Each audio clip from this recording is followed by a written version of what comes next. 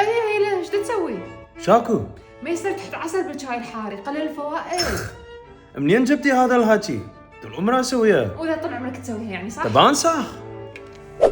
جد زوجتي تقول العسل بالشاي الحار عداية الفوائد. اي نعم صحيح. شفت؟ مو قالت لك دائما اسمع كلام زوجتك، بعدين توك ماكل لحم، ما يصير تشرب شاي ورا اللحم يقلل امتصاص الحديد. بابا هذه خرافات، خليني اشرب شاي. كيفك؟ هو انت اصلا دائما ما تصدقني وبعدين اني اطلع صح. اهو جد هذا الحكي صحيح؟ اي نعم زوجتك على حق. حتى الشاي وقفنا. على فكرة ما يصير تنام ورا الاكل مباشرة. هاي شلون شغلة؟ اي لا تسمع كلامي، اسأل صديقك شات.